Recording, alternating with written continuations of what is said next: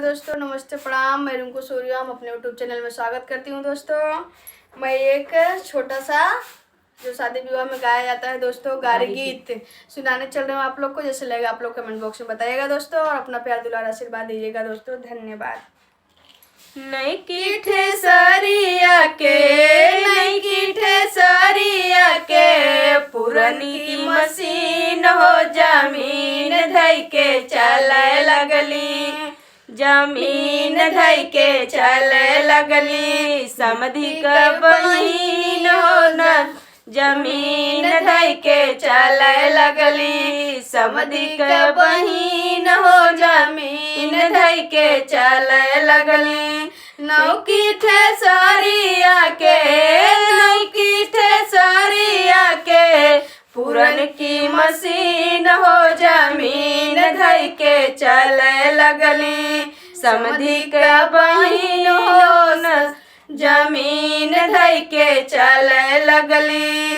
हमरा जे भैया हो, हमरा जे भैया हो, बड़ा शौकीन हो कि पुरजे बनवे लगले। उनकर मशीन हो कि पुरजे बनवे लगले, उनकर मशीन हो कि पुरजे बनवे लगले। नौकी ठेसरिया के पुरानी मशीन हो जमीन धई के चले लगले। दुल्हे का बहिन हो जमीन धई के चले लगले, दुल्हे का बहिन हो जमीन धई के चले लगले। हमरा जे बाप हमरा जे भैया हो, हमरा जे भैया हो, बड़ा शौकीन हो कि पुरजे बनवे लगले।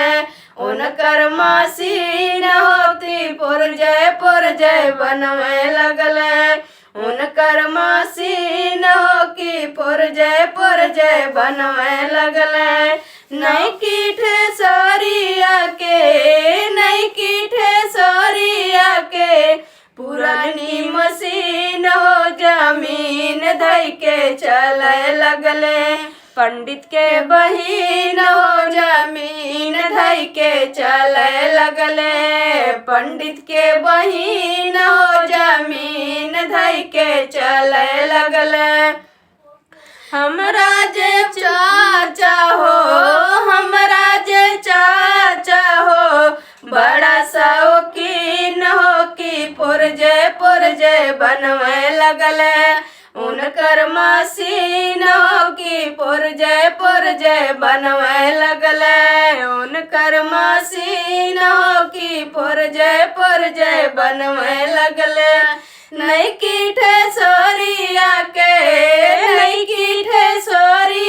के पुरानी मशीन हो जमीन धई के चले लगले।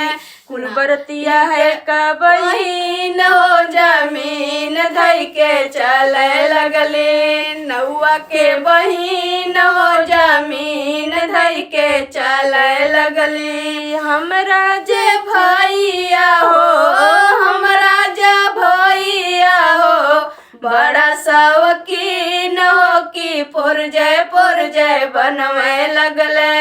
उनकर मशीन हो कि पुरजे बनवे लगले, उनकर मशीन हो कि पुरजे बनवे लगले। नई ठेसरिया